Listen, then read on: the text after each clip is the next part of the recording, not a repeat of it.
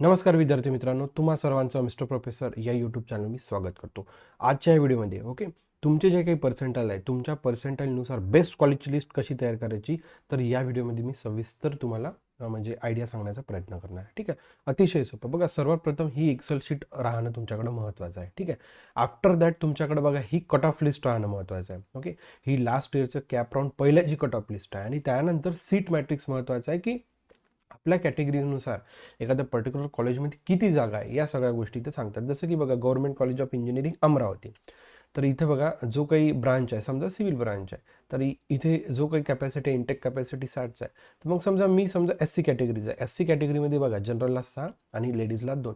या गोष्टी मला माहीत राहणं खूप गरजेचं आहे. ठीक आहे, आफ्टर दॅट तुम्हाला अशी एक काय म्हणू शकतो, वर्ड शीट तयार करायची आहे. समजा XYZ नावाचा स्टुडंट आहे. ठीक आहे, तो समजा PCM ग्रुप क्वालिफाईड झालेला आहे आणि त्याला स्पेशली पुणे आणि मुंबई सिटीमध्ये त्याला समजा ट्राय करायचा आहे. ठीक आहे, कॅटेगरी SC असल्यामुळे आणि त्याचा स्कोर आहे 95.88. तर त्यानुसार बघा ही जी काही लिस्ट आहे, ही लिस्ट का बनवली मी इथं, कुठे ग्रीन शीट ठेवला, कुठे रेड शीट ठेवला, का बरं ठेवल्या, सगळ्या गोष्टी मी तुम्हाला समजून सांगण्याचा प्रयत्न करतो. ठीक आहे, तर समजा मी XYZ स्टुडंट आहे, माझा स्कोर समजा 95.88 आहे आणि माझी कॅटेगरी SC आहे. ठीक आहे, इथपर्यंत काही प्रॉब्लेम नाही. ठीक आहे, आता बघा पहिली स्टेप बघा 95.88. ठीक आहे, तर मग पहिली स्टेप बघा महत्त्वाची. आता बघा जो काही SC कॅटेगरीचा विद्यार्थी आहे, ठीक आहे, आता बघा ही जी काही लिस्ट बनवलेली आहे मी रँकनुसार बनवली आहे. जसं की VGTIमध्ये जो काही जनरल ओपनचा जो काही क्लोजिंग रँक होता लास्ट इयरचा कॅप राऊंड पहिल्यासाठी आणि कम्प्युटर सायन्ससाठी. कम्प्युटर सायन्स काय असतं ना, कम्प्युटर सायन्सचा सर्वात जास्त स्कोर म्हणजे काय राहतो, कट ऑफ राहतो. ठीक आहे, इथं लक्षात. आता बघा, आता व्हीजीटीआयला सर्वप्रथम मी चेक करणार. ठीक आहे, आता ही जी काही माझी लिस्ट आहे कॅपराऊंडची, इथं मी VGTI पहिले सर्च करणार.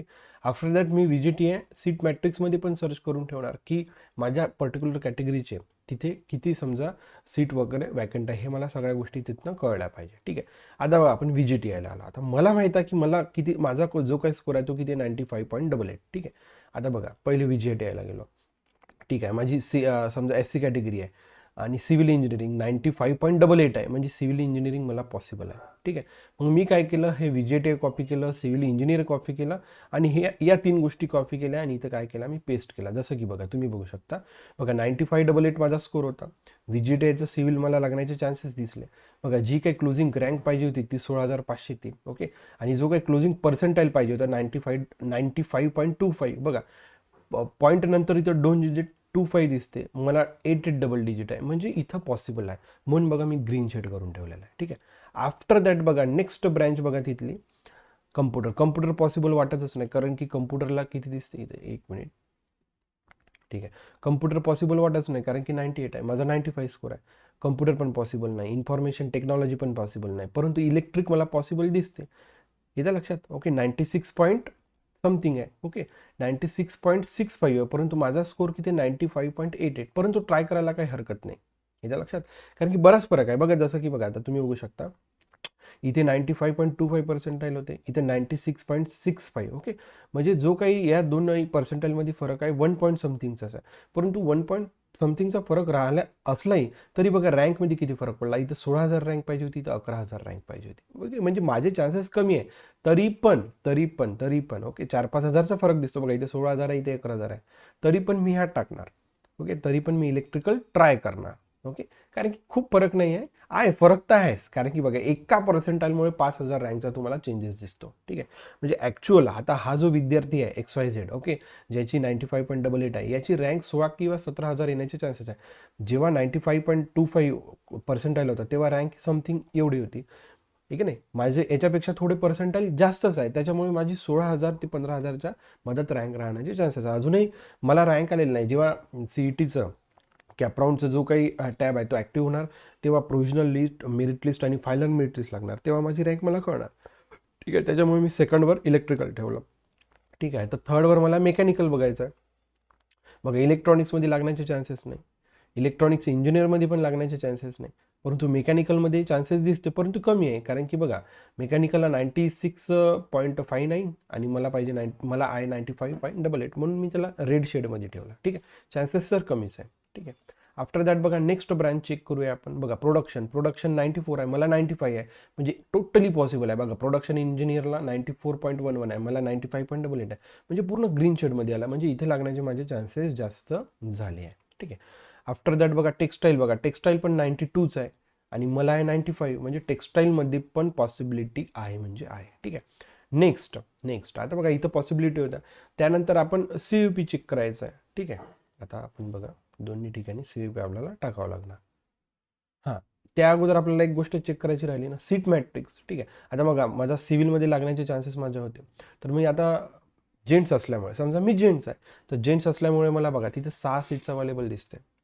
या लक्षात, अशा प्रकारचं म्हणजे 6 सीट्सच अवेलेबल आहे. त्याच्यामुळे मला पहिल्या कॅपराऊंडला जोर द्यावा लागणार आहे. कम्प्युटरसाठी मी पॉसिबल नाही आहे, इन्फॉर्मेशनसाठी मी नाही आहे, इलेक्ट्रिकलसाठी पॉसिबल आहे. मी इलेक्ट्रिकलसाठी जनरलला बघा SCला 5 सीट्स गेलेल्या आहे, म्हणजे मला 5 सीट्समध्ये बसायचं आहे. त्या लक्षात, अशा जर गोष्टी घेऊन जर तुम्ही चालला तर काही प्रॉब्लेम नाही. बघा जसं मेकॅनिकल पण पॉसिबल होतं मलासाठी, तर माझ्यासाठी तिथं 6 सीट्स आहे. हे नाही, समजा XYZ समजा लेडीज असतील तर तिच्यासाठी फक्त 2 सीट्स राहिल्या असतात, परंतु लेडीज इथनं पण ट्राय करू शकता. इथं जी लेडीज म्हणजे फक्त इथं टोटली लेडीजच ट्राय करू शकतो. जनरलमध्ये जेंट्स आणि लेडीज दोन्ही पण ट्राय करू शकतात. बघा प्रोडक्शनमध्ये पण माझं पॉसिबल होतं, तरी इथे 5 दिसते. ठीक आहे. अशा प्रकारच्या सगळ्या गोष्टी तुम्हाला चेक करायच्या. आता नेक्स्ट आपण COEP चेक करूया. बघा इथे आपण एंटर केलं COEP. आफ्टर दॅट सीट मॅट्रिक्समध्ये पण COEP आपण एंटर करूया.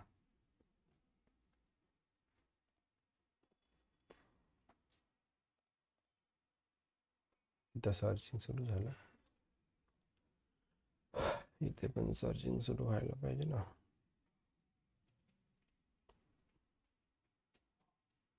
इथे का बरं सुरू नाही होत?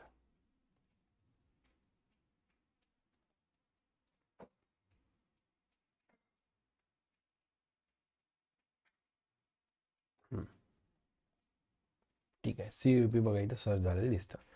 तर बघा आता सिव्हिल इंजिनिअरिंग 95.62 आहे. ठीक आहे, पॉसिबिलिटी आहे. ठीक आहे नाही, सिव्हिल पॉसिबिलिटी आहे 95.62 आहे, कारण की मला आहे 95.88. ठीक आहे, त्याच्यामुळे मला CUPचं पण सिव्हिल मिळण्याचे चान्सेस आहे म्हणजे आहे. Okay. After that next branch check करूया आपण.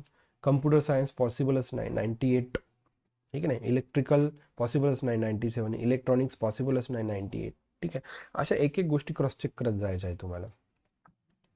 आफ्टर दॅट इन्स्ट्रुमेंटेशन पॉसिबल कमीच वाटतं, मेकॅनिकल पॉसिबल कमी, हां इथे पॉसिबल वाटतं. मॅन्युफॅक्चरिंग सायन्स अँड इंजिनिअरिंग 96 आहे ना, आहे की नाही, 95.8 आहे, मला 95.88 आहे, त्याच्यामुळे इथं पॉसिबिलिटी आहे. जिथं पॉसिबिलिटी आहे तिथं मी ग्रीन करत चाललो. मेटलर्जी पण इथं पॉसिबल आहे, 94 आहे, मला तर 95 आहे ना. त्याच्यामुळे आपल्याला CUPच्या अशा 3-4 प्रकारच्या इथं आर्टिफिशियल पॉसिबलच नाही. त्याच्यामुळे CUPच्या आपल्याला 3. ठीक आहे, सिव्हिल, मॅन्युफॅक्चरिंग आणि मेटलर्जी, इथं मला पूर्ण ग्रीन सिग्नल आहे CUPमध्ये लागण्यासाठी. ठीक आहे. त्याच्यानंतर नेक्स्ट घ्यायचं सरदार पटेल. ठीक आहे, याच्या अगोदर आपल्याला CUPचं हे चेक करून घ्यायचं ना, की मी ज्या कॅटेगरीमधनं आहो, ठीक आहे, तिथं नेमकं किती अवेलेबिलिटी आहे.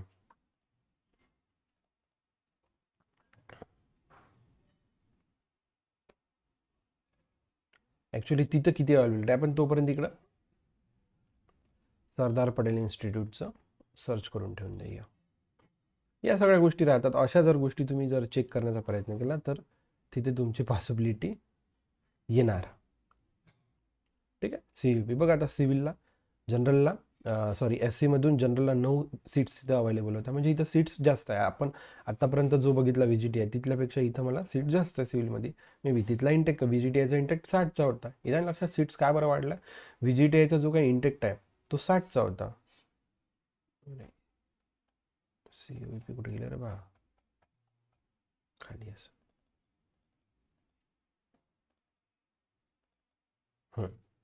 नाही नाही, इथचा जो काही सिव्हिलचा इंटेक्ट आहे तो 150 आहे, त्याच्यामुळे मला इकडे सीट्स वाढल्या CUPला, म्हणजे इथं चान्सेस वाढले. सीट्स जास्त झाले म्हणजे चान्सेस इथं वाढले आपले. ते लक्षात, म्हणजे आपल्याला जर CUPला सिव्हिल आणि VGTI सिव्हिल दोन्हीमध्ये जर ट्राय करायचं असेल, VGTIला 60चा इंटेक्ट होता, इथे 150चा इंटेक्ट आहे, त्याच्यामुळे इथे पॉसिबिलिटी जास्त आहे.